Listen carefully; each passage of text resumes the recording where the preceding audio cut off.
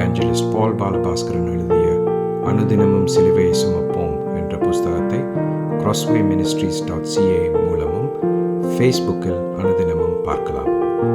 நிச்சயமாக இந்த வார்த்தைகள் உங்கள் ஆவிக்குரிய வாழ்க்கைக்கு உதவியாக இருக்கும் என்றும் நம்முடைய கர்த்தராகிய இயேசு கிறிஸ்துவையும் அவர் சிலுவையில் நிறைவேற்றியதையும் மகிமைப்படுத்தும் என்று நாம் நம்புகிறோம்.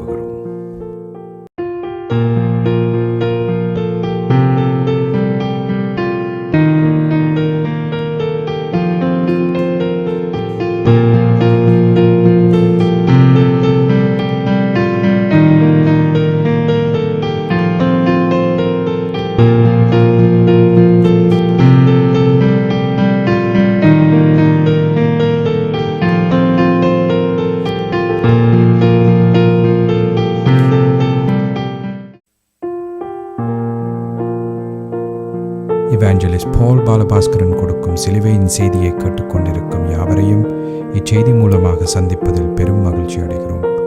கர்த்தராகிய இயேசு கிறிஸ்துவனுடைய கிருபையும் தேவனுடைய அன்பும் பரிசுத்த ஆவியானவருடைய ஐக்கியமும் உங்கள் அனைவரோடும் கூட இருப்பதாக. ஆமென்.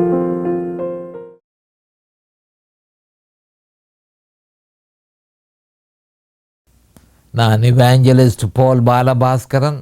சிலுவையின் செய்தி என்ற இந்த நிகழ்ச்சியில் என் சகோதரர்கள், என் சகோதரிகள், என் நண்பர்கள் எல்லோரையும் மறுபடியும் சந்திப்பதில் நான் பெரும் மகிழ்ச்சி அடைகிறேன். இந்த அருமையான நேரத்தை கர்த்தராகிய இயேசு கிறிஸ்து எங்களுக்கு ஒதுக்கி தந்திருக்கிறார். இந்த நேரத்தில் கர்த்தருடைய வேத வார்த்தைகளை அறிந்து கொள்ளக்கூடிய பாக்கியத்தை தேவன் எங்களுக்கு தந்திருக்கிறார். அதற்காக இன்றைக்கும் சோஸ்திரம். கர்த்தருடைய வார்த்தை என்று சொல்லப்படும் பொழுது அது எந்த காலத்திலும் சிலுவையில் அறையப்பட்ட இயேசு கிறிஸ்துவை பற்றியே சொல்லப்படுகிறது என்ற உண்மையை நாம் தெளிவாக அறிந்து கொள்ள வேண்டும். அப்போ சிலுவையில் அறையப்பட்ட இயேசு கிறிஸ்துவை பற்றி சொல்லுகிறதா இருந்தால் அந்த வார்த்தையை நாம் மிகவும் மிகவும் அவதானமாக அதனை கவனித்து அதனை சரியான முறையில் அறிந்து கொள்ள வேண்டிய கடமை நமக்கு நம்மிடத்தில் தேவன் கொடுத்திருக்கிறார் என்பதை நாம் அறிந்து கொள்ள வேண்டும். ஆனபடியால் தான் அவர் மத்தேயு 4:4 மனுஷன் அப்பத்தினால் மாத்திரமல்ல தேவனுடைய வாயிலிருந்து புறப்படுகிற ஒவ்வொரு வார்த்தையினாலும் பிழைப்பான். ஆனபடியால் மனுஷா, தேவனுடைய வாயிலிருந்து வந்த வார்த்தையோ இது, அதாவது வேதத்திலே இருந்து எந்த வார்த்தையை நீ கேட்கும் பொழுது இது தேவனுடைய வார்த்தை தானோ என்றதை உறுதிப்படுத்த வேண்டியது ஒவ்வொரு மனுஷனுடைய கடமை என்பதை நாம் தெளிவாக அறிந்திருக்க வேண்டும். நாம் இப்பொழுது வேத வாக்கியத்துக்கு போவோம். ரோமர் 8:33.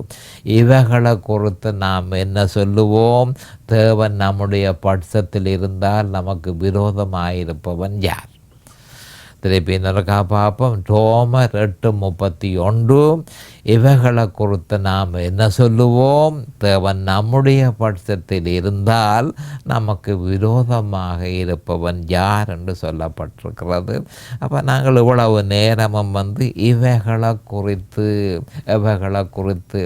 ரோமர் 3ஆம் அதிகாரம், ரோமர் 4, ரோமர் 5, ரோமர் 6, ரோமர் 7, ரோமர் 8 இந்த அதிகாரங்களில் சொல்லப்பட்டது என்ன என்றதை நாம் விவரமாக சுருக்கமாக நாம் பார்த்தோம்.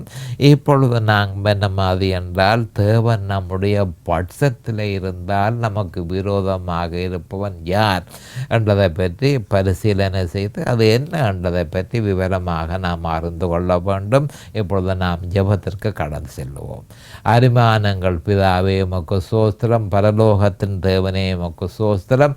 உம்முடைய குமாரன் இயேசு கிறிஸ்துவ பலியாக சிலுவையில் ஒப்பு கொடுத்து அவருடைய வெளியேறப்பெற்ற இரத்தத்தினால் தவறி நீரங்கள் எல்லோரையும் மீட்டு கொண்டீர். அதற்காக உமக்கு ஸ்தோத்திரம்.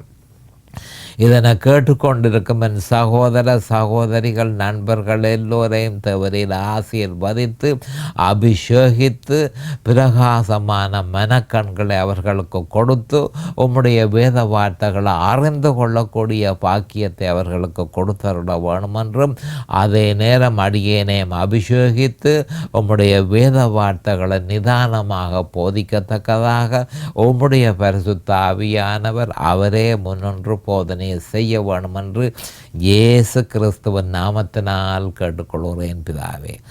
ஆமேன் and amen and amen. Hallelujah, hallelujah, hallelujah. Thank you, Jesus. Praise the Lord, praise the Lord, praise the Lord. Hallelujah, hallelujah. Thank you, Jesus. அப்போ கடந்த செய்தியில் நான் உங்களுக்கு சொல்லியிருந்தேன், தேவன் நம்முடைய பட்சத்தில் இருந்தால், அப்போ தேவன் நம்முடைய பட்சத்தில் இருந்தால் தேவ நீதி நம்மில் விருத்தி செய்யப்பட வேணும், பரிசுத்தம் நம்மள விருத்தி செய்யப்பட வேணும், ஆவியின் கனி நம்மள விருத்தி செய்யப்பட வேணும் என்பதற்கு ஆதாரமாக மத்தேயு 6:33, 1 பேதுரு 1:16, மத்தேயு 7:19 சொல்லப்பட்டிருக்கிற வசனங்கள் எல்லாவற்றையும் நான் உங்களுக்கு சொல்லியிருந்தேன். மத்தேயு 7:19 நல்ல கனி கொடாத மரம் எல்லாம் பட்டுண்டு அக்கினியிலே போடப்படும். அப்போ கிறிஸ்தவன் தேவன் நம்முடைய பட்சத்தில் இருந்தால் கிறிஸ்தவனில கனி விருத்தி செய்யப்பட வேணும். அதாவது கவனமாக கேட்டுக்கொள்ளுங்கள், ஆவிக்குரிய வரங்களை ஆவிக்குரிய வரங்கள் எல்லாவற்றையும் பெற்றிருந்தாலும் ஆவிக்குரிய கனி இல்லையா இருந்தால் அவன் பரலோகத்துக்கு போக மாட்டான். அதைத்தான் மத்தேயு 7:19 நல்ல கனி கொடாத மரமெல்லாம் பட்டுண்டு அக்கினியிலே போடப்படும். அப்போ நீங்கள் அறிந்து கொள்ள வேண்டிய விஷயம், கனி கொடுக்க வேணும், கிறிஸ்தவனில் பரிசுத்தம் இருக்க வேணும், கிறிஸ்தவனில் தேவ நீதி இருக்க வேணும். அப்போ தேவ நீதி, பரிசுத்தம், ஆவியின் கனி ஆகியவை நிச்சயமாக விசுவாசியில் உருவாக்கப்பட வேண்டும் என்பதனையும், தேவன் நம்முடைய பட்சத்தில் இருந்தால் இவைகள் நம்மில் விருத்தி செய்யப்படும் என்பதனையும் நாம் அறிந்திருக்கிறோம். ஏனெனில் இவைகள் கிறிஸ்துவில் இருந்தவைகளே. அப்போ கிறிஸ்துவிலே அவரிட பரிசுத்தம் இருந்தது, கிறிஸ்துவிலே ஆவியின் கனி இருந்தது, கிறிஸ்துவிலே தேவ நீதி இருந்தது. அப்போ கிறிஸ்துவை ஏற்றுக்கொண்ட ஒரு மனுஷன் அவனிலையும் அதுகள் எல்லாம் இருக்க வேணும். அவருடைய சாயலிலே அவன் இருக்க போகிறபடியினால் அவரிடத்தில் இருந்த எல்லாம் அவனிடத்திலேயும் இருக்க வேணும். அப்போ இவைகள் எல்லாம் கிறிஸ்துவில் இருந்தவைகள். அப்போ கிறிஸ்துவின் சாயலை பெறுவதற்கு இவைகள் நம்மில் விருத்தி செய்யப்பட வேண்டும். நம்முடைய சொந்த பலத்தினாலே இதனை விருத்தி செய்ய முடியாதபடியினால் இதனை பரிசுத்த ஆவியானவரே நம்மில நிறைவேற்றுகிறார் என்ற உண்மையை நாம் தெளிவாக அறிந்திருக்க வேண்டும். அவரே இதனை விருத்தி செய்கிறார், அவரே இதனை விருத்தி செய்ய வல்லவராக இருக்கிறார் என்பதை நாம் அறிந்து கொள்ள வேண்டும். ஆனபடியால் இவைகள் நம்மில் இருந்தால் அல்லது இவைகள் நம்மில் தொடர்ந்து விருத்தி செய்யப்படுவதாயிருந்தால் தேவன் நம்முடைய பட்சத்தில் இருக்கிறார். அநேகருடைய அனுமானத்தின்படி அநேகமான கிறிஸ்தவர்கள் ஒரு சிந்தனையை உடையவர்களாக இருக்கிறார்கள். அது என்ன அந்த சிந்தனை என்று சொன்னால், அநேக ஜனங்கள் இருந்தால் ஒரு சபையிலே, கிறிஸ்தவ சபையிலே அநேகமான ஜனங்கள் இருந்தால் தேவன் அங்கு இருக்கிறார் என்று அவர்கள் நிஜமாகவே நம்புகிறார்கள். அது சரியாகவும் இருக்கலாம் அல்லது முற்றிலும் தவறாகவும் இருக்கலாம். தற்பொழுது இந்த குழப்ப நிலைமை தாராளமாக இருக்கிறது என்பதை நாம் அறிந்து கொள்ள வேண்டும். அநேகமான கிறிஸ்தவ சபைகள் சபைகளில் கிறிஸ்துவின் சிலுவை போதிக்கப்படுவதே இல்லை. ஆனால் ஜனங்களோ, ஏராளமான ஜனங்கள் அப்படியான சபைகளிலே இருக்கிறார்கள். அப்போ தேவன் அங்கு இருக்கிறாரோ? இல்லை. அப்போ உலகத்தின் அளவுகோலின் மூலம் ஆவிக்குரிய வெற்றியை நிர்ணயிப்பதே விசுவாசிகளுடைய பிரச்சனை ஆகும். ஏனென்று சொன்னால் அங்கே ஏராளமான ஜனங்கள் இருக்கிறார்கள். நீர் போகிற சபையிலே எத்தனை பேர் இருக்கிறார்கள்? இதுகள் எல்லாம் உலகத்தின் அளவுகோல். அங்கே பரிசுத்த ஆவியானவருடைய அசவாட்டம் இருக்கா? அங்கே சிலுவையில் அறையப்பட்ட இயேசு கிறிஸ்துவை பற்றி பிரசங்கிக்கப்படுகிறதா? அதுகளை பற்றி கவலைப்படுவார் கிடையாது. அப்போ உங்களுடைய சபையில் எத்தனை பேர் இருக்கிறார்கள்? அது உலகத்தின் அளவுகோல். அப்போ உலகத்தின் அளவுகோலின் மூலம் ஆவிக்குரிய வெற்றியை நிர்ணயிக்கிறது தற்போதைய பிரச்சனையாக, பெரும் பிரச்சனையாக இருக்கிறது. இதன் பிரதிபலனாக கோடிக்கணக்கான கிறிஸ்தவர்கள் என்று சொல்லப்படுபவர்கள் நரகத்தில் இப்பவும் உழலுகிறார்கள் என்பதை நாம் அறிந்து கொள்ள வேண்டும்.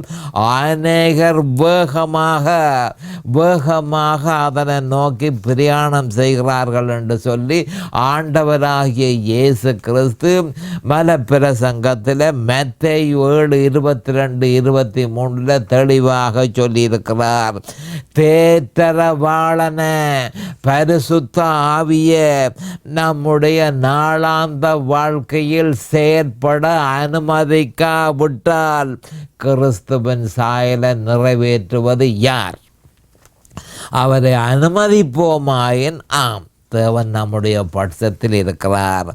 அடுத்ததாக விசுவாசி ரோமர் புஸ்தகத்தின் தாற்பயத்தை அறியாவிட்டால் கிறிஸ்துவின் சிலுவையை பற்றிய சத்தியத்தை அறிய முடியாது. 100% கிறிஸ்துவின் சிலுவையில் தங்கியிராவிட்டால் ஒரு பொழுதும் தேவன் நம்முடைய பட்சத்தில் இல்லை.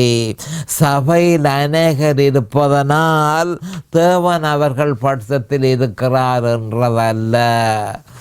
என்றதல்ல. அப்படியான சபைகளில் தேவனுக்கு பதிலாக அங்கு வேறொரு இயேசு தான் இருக்கிறாரே தவிர சிலுவையில் அறையப்பட்ட இயேசு கிறிஸ்து இல்லை.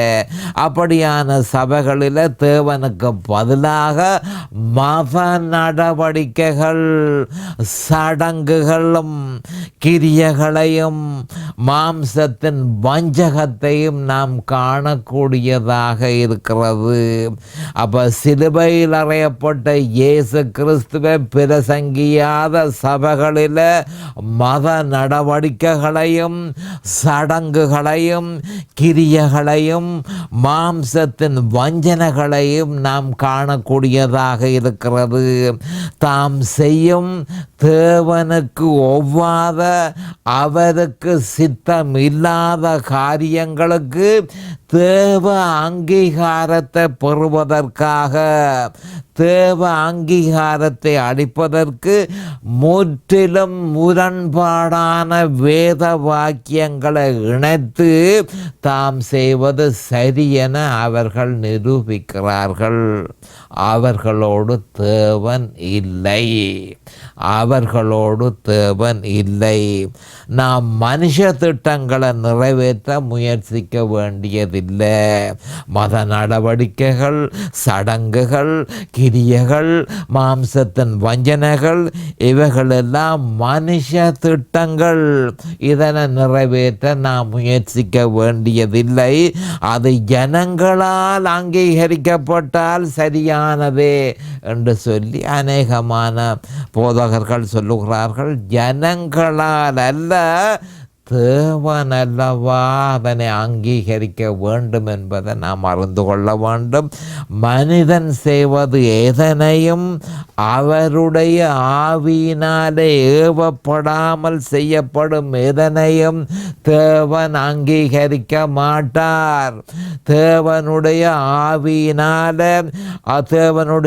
ஆவியினுடைய இருதயத்தில் கற்பம் தரிக்காத எதனையும் மனிதன் செய்து செய்வானாயிருந்தால் அதனை தேவன் ஏற்றுக்கொள்ள மாட்டார், தேவன் அங்கீகரிக்க மாட்டார் என்பதை நாம் தெளிவாக அறிந்திருக்க வேண்டும்.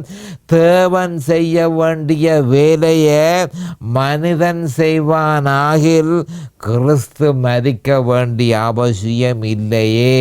கவனமாக கேட்டுக்கொள்ளுங்கள்.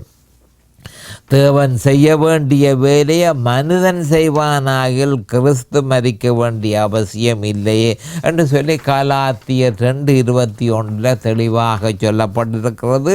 தேவ அங்கீகாரத்தை விட மனுஷ அங்கீகாரத்துக்கு முக்கியத்துவம் கொடுத்தால், கவனமாக கேட்டுக்கொள்ளுங்கள், அதனால் ஏற்படுகிற பிரச்சனை என்ன? தேவன் அங்கீகரிக்க வேணுமே தவிர மனுஷன் அங்கீகரிக்கிறதல்ல தேவையானது. அப்போ தேவ அங்கீகாரத்தை விட மனுஷ அங்கீகாரத்துக்கு முக்கியத்துவம் கொடுத்தால் விக்கிரகம் உருவாக்கப்படுகிறது, விக்கிரகம் தொழுது கொள்ளப்படுகிறது, வேறு வழிபாட்டு முறைகளை பற்றி ஆராய்ச்சி ஆரம்பமாக மதம் உட்செல்கிறது. அப்போ சபைகளுக்குள்ள இந்த சிக்கல்கள் இருக்கோ இல்லையோ என்பதை ஒவ்வொரு கிறிஸ்தவர்களும் பரிசீலனை செய்ய வேணும். ஏனென்று சொன்னால் தேவ அங்கீகாரத்தை விட வேத வாக்கியத்தில் சொல்லப்பட்டிருக்கிறத விட மனுஷர்கள் சொல்லுகிறதற்கு அங்கீகாரம் கொடுத்தால், அதற்கு முக்கியத்துவம் கொடுத்தால், அந்த சபையில் விக்கிரகம் உருவாக்கப்பட்டு விக்கிரகம் தொழுது கொள்ளப்படுகிறது. வேறு வழிபாட்டு முறையை பற்றிய ஆராய்ச்சி அங்கே தொடங்குகிறது. மதம் உட்செல்லுகிறது. கிறிஸ்துவின் சிலுவையை பிரசங்கிக்காவிட்டால் இந்த பிரச்சனைகள் நிச்சயமாக சபைகளில் நடைமுறைக்கு வரும் என்பது ஒவ்வொரு கிறிஸ்தவனும் அறிந்திருக்க வேண்டும். இப்படியான சூழ்நிலைகளில் தேவன் இல்லை. அதிகமான கிறிஸ்தவர்களுக்கு மாம்சத்துக்கும் ஆவிக்கும் வித்தியாசம் தெரிவதில்லை. மறுபடியும் சொல்கிறேன், அநேகமான கிறிஸ்தவர்களுக்கு மாம்சத்துக்கும் ஆவிக்கும் இடையில் வித்தியாசம் தெரிவதில்லை. அவர்களில் ஏசையாவின் தீர்க்க தரிசனம் நிறைவேறி இருக்கிறது. மத்தேயு 13:14-15 சொல்லப்பட்டிருக்கிறபடி ஏசையாவின் தீர்க்க தரிசனம் அவர்களில் நிறைவேறி இருக்கிறது. அதனை ஏசையாவின் தீர்க்க தரிசனம் கண்களினால் பார்க்கிறார்கள், பார்க்கவில்லை, காதுகளினால் கேட்கிறார்கள், கேட்கவில்லை, உணர்ந்து கொள்கிறார்கள், ஆனால் இருதயத்தினால் அல்ல. அப்போ இந்த மாதிரியான பிரச்சனை தான் ஏசையாவின் தீர்க்க தரிசனம். சிலுவையில் அறையப்பட்ட இயேசு கிறிஸ்துவை அறியாவிட்டால் நாளடைவில் காதுகள் மூடப்படும், கண்கள் மூடப்படும், இருதய உணர்ச்சியற்று மந்த இருதயமாக மாறும் என்பதை நாம் தெளிவாக அறிந்திருக்க வேண்டும். அப்போ அநேகமான சபைகளில் இந்த பிரச்சனை இருக்குன்றதை மத்தேயு 13:14-15 ஆண்டவர் இந்த இஸ்ரவேலுக்கு வந்திருந்த நேரத்தில் இஸ்ரவேலியர்கள் அந்த மாதிரி இருந்தார்கள் என்று சொல்லி நம்முடைய ஆண்டவராகிய இயேசு கிறிஸ்து மத்தேயு 13:14-15 சொல்லியிருக்கிறார். 12 அரசாங்கம் G12 மற்றும் தேடுவோர திருப்திப்படுத்தும் சபை, சீக்க சென்சிட்டிவ் சர்ச்சஸ், அதாவது ஒவ்வொரு மனுஷனுக்கும் அவனுடைய விருப்பத்துக்கு ஏற்ற மாதிரியாக சபையில் போதிக்கிறதுக்கு போதகர் தயாராக இருந்தால் ஏராளமான ஜனங்கள் அந்த சபைக்கு நிச்சயமாக வருவார்கள். அதனுடைய அர்த்தம் அங்கு தேவன் இருக்கிறார் என்றது அல்ல என்பதை நாம் கவனமாக பரிசீலனை செய்ய வேண்டும். இப்படியாக ஏராளமான நவீன மனுஷ திட்டங்கள் நடைமுறையில் உள்ளது. மனுஷருடைய திட்டங்கள் அநேகமான சபைகளில் நடைமுறைப்படுத்தப்படுகிறது. இவைகள் மனுஷரால் உருவாக்கப்பட்டவைகள். இவைகள் வேதத்துக்கு விரோதமானவைகள். நாம் அறிய வேண்டியது, நம்முடைய சொந்த பலத்தினால நாம் எதுவும் செய்ய முடியாது. நம்முடைய சொந்த பலத்தினால் நாம் எதுவும் செய்ய முடியாது. மாம்சத்தில் செயற்படுவதன் மூலம் தேவனை திருப்திப்படுத்த முடியாது என்பதை ரோமர் 8:8 தெளிவாக சொல்லப்பட்டிருக்கிறது. ரோமர் 8:8 தெளிவாக சொல்லப்பட்டிருக்கிறது. கவனமாக கேட்டுக்கொள்ளுங்கள். தேவன் தன் குமாரனிலேயே பிரியமாய் இருக்கிறார். மறுபடியும் சொல்லுகிறேன், தேவாதி தேவன் பரமபிதா தன் குமாரனிலேயே பிரியமாயிருக்கிறார். அப்போ மனுஷனில தேவனுக்கு பிரியம் பெற வேணுமாயிருந்தால் மனுஷன் அவருடைய குமாரனுக்கு உள்ளுக்குள்ள கிறிஸ்துவுக்குள் விசுவாசத்தின் மூலம் இருப்பதன் மூலமே மனுஷனில தேவனுக்கு பிரியம் உண்டாகும். அப்போ தேவன் பிரியமாயிருக்கிறார் ஆறில? தன்னுடைய குமாரனிலேயே பிரியமாயிருக்கிறார் என்றும் 3:17 மத்தேயு 3:17 இவர் என் நேசகுமாரன், இவரில் பிரியமாயிருக்கிறேன் என்றுதான் கூறியிருக்கிறார். அப்ப நாம் கிறிஸ்துவிலே இருக்கும் பொழுது அவர் நம்மிலே பிரியமாயிருப்பார். அப்ப கிறிஸ்துவை விட்டு பிரிந்து நாம் தனியாக இயங்குவோமாயிருந்தால் அவர் நம்மில் பிரியப்படுகிறது இல்லை. மனுஷன் கிறிஸ்துவுக்குள்ள இருப்பதன் மூலம்தான் அந்த மனுஷனிலே தேவன் பிரியமாயிருக்கிறார். இது சம்பந்தமாக கிறிஸ்து கூறியிருப்பதை நாம் இப்பொழுது நினைவு கூறுவது பொருத்தமானதே. அது அப்படி எனில் நம்முடைய ஆண்டவர் யோவான் 14:20 நான் என் பிதாவிலும், கவனமாக கேட்டுக்கொள்ளுங்கள், நான் என் பிதாவிலும் நீங்கள்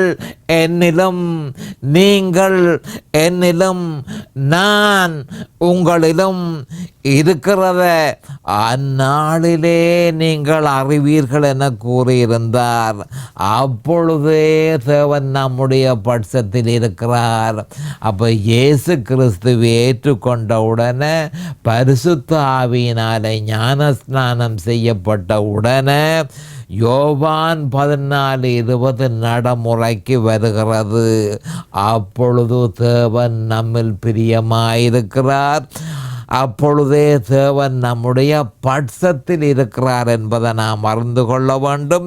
அதனை அனுபவிப்பவன் பட்சத்தில் தேவன் வாசமாயிருக்கிறார். அவனிலே அவர் பிரியமாயிருக்கிறார். ஆனபடியால் அல்லவோ பரிசுத்த ஆவியானவர் பவுல் அப்போஸ்தலர் மூலம் 2 கொரிந்தியர் 13:5 நாம் என்ன செய்ய வேணும் என்று சொல்லி தெளிவாக சொல்லியிருக்கிறார். கிறிஸ்தவர்களாக இருக்கிற நாம் என்ன செய்ய வேணும் என்று சொல்லி பரிசுத்த ஆவியானவர் பவுல் அப்போஸ்தலன் மூலம் தெளிவாக சொல்லியிருக்கிறார். நீங்கள் விசுவாசம் உள்ளவர்களோ என்று 2 கொரிந்தியர் 13:5 நீங்கள் விசுவாசம் உள்ளவர்களோ என்று உங்களை நீங்களே சோதித்து அறியுங்கள், உங்களை நீங்களே பரீட்சித்து பாருங்கள். யோவான் 14:20 உங்களில் நடைமுறையில் இருக்கிறதோ என்று பரீட்சித்து பாருங்கள். யோவான் 14:20 உங்களில் நடைமுறையில் இருக்கிறதோ என்று நீங்கள் பரீட்சித்து பாருங்கள். 14:20 அவர் சொல்லியிருக்கிறார், நான் என் பிதாவிலும் நீங்கள் என்னிலும் நான் உங்களிலும் இருக்கிறதை அந்நாளிலே நீங்கள் அறிவீர்கள். அப்போ விசுவாசம் உள்ளவர்களாக இருந்தால் யோவான் 14:20 நடைமுறையில் இருக்கும். இல்லையோ இல்லை. அப்போ நீங்கள் விசுவாசம் உள்ளவர்களோ என்று உங்களை நீங்களே சோதித்து அறியுங்கள், உங்களை நீங்களே பரீட்சித்து பாருங்கள். இயேசு கிறிஸ்து உங்களுக்குள் இருக்கிறார் என்று உங்களை நீங்களே அறியீர்களா? நீங்கள் பரீட்சைக்கு நில்லாதவர்களாயிருந்தால் அறியீர்கள் என கூறியிருக்கிறார். அப்போ அந்நாளிலே என்று சொல்லப்பட்டு கிடக்கு, பரிசுத்த ஆவியினாலே நிரப்பப்பட்டு தேற்றரவாளன் நம்முடைய இருதயத்தில் இருக்கும் பொழுது கிறிஸ்துவில் நாம் இருக்கிறதையும், கிறிஸ்து நம்மில் இருக்கிறதையும், கிறிஸ்து தேவனில் இருக்கிறதையும் நாம் அறிந்து கொள்ள முடியும். இதனைத்தான் இங்கு சொல்லப்பட்டிருக்கிறது, இயேசு கிறிஸ்து உங்களுக்குள் இருக்கிறார் என்று உங்களை நீங்களே அறியீர்களா? நீங்கள் பரீட்சைக்கு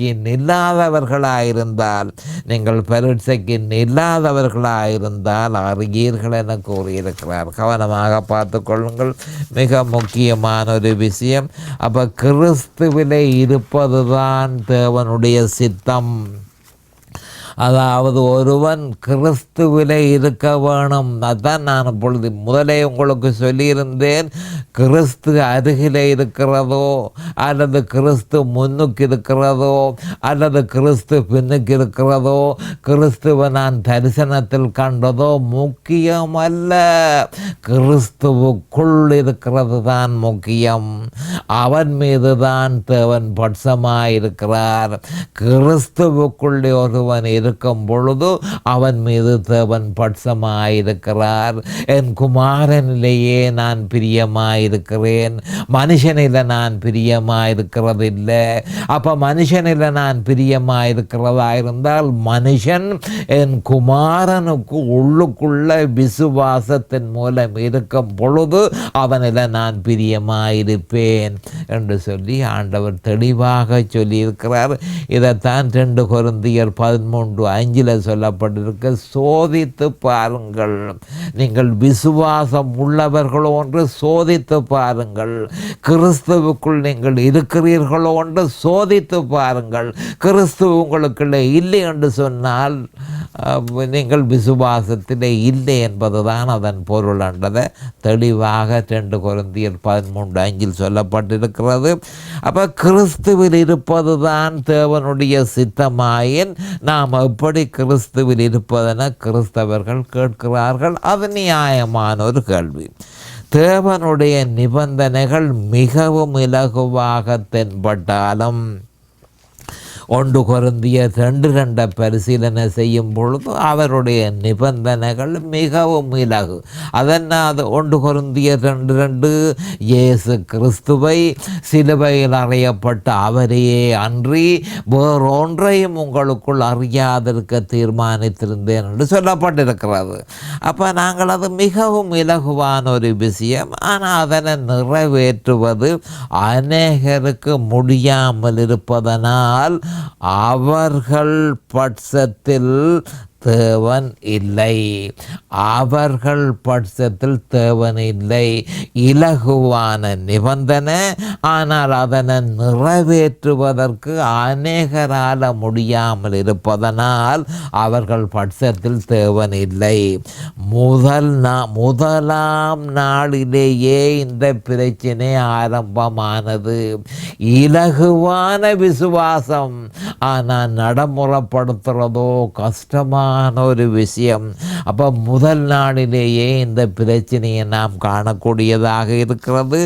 காயின் தேவனுடைய பலியை நிராகரித்து தன்னுடைய காணிக்கையை ஏற்றுக்கொள்ளுமாறு தேவனை வேண்டிக் கொண்டான்.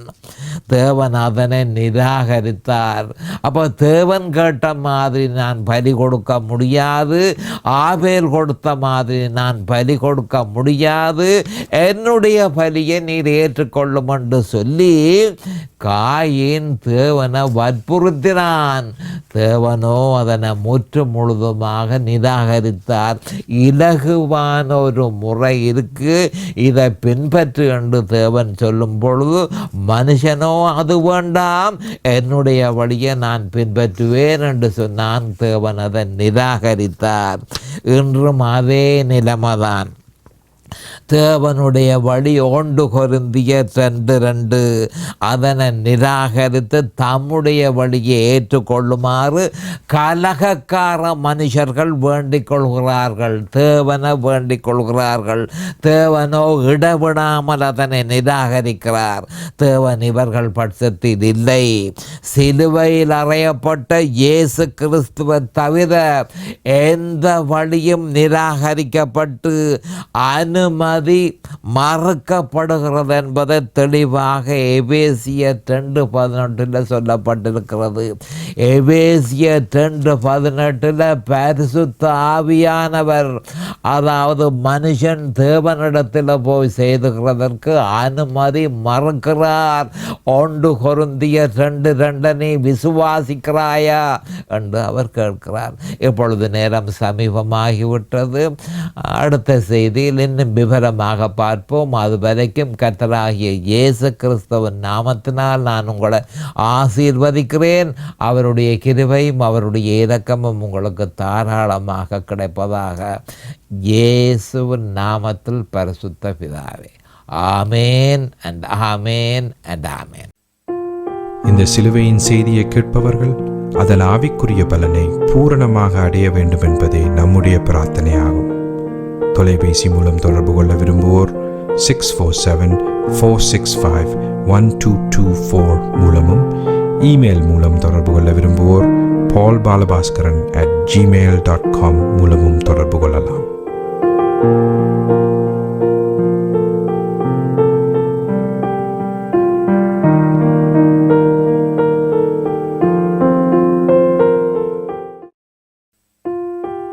இவாஞ்சலிஸ்ட் பால் பாலபாஸ்கரன் எழுதிய அனுதினமும் சிலுவையை சுமப்போம் என்ற புஸ்தகத்தை crosswayministries.ca மூலமும் ஃபேஸ்புக்கில் அனுதினமும் பார்க்கலாம். நிச்சயமாக இந்த வார்த்தைகள் உங்கள் ஆவிக்குரிய வாழ்க்கைக்கு உதவியாக இருக்கும் என்றும், நம்முடைய கர்த்தராகிய இயேசு கிறிஸ்துவையும் அவர் சிலுவையில் நிறைவேற்றியதையும் மகிமைப்படுத்தும் என்று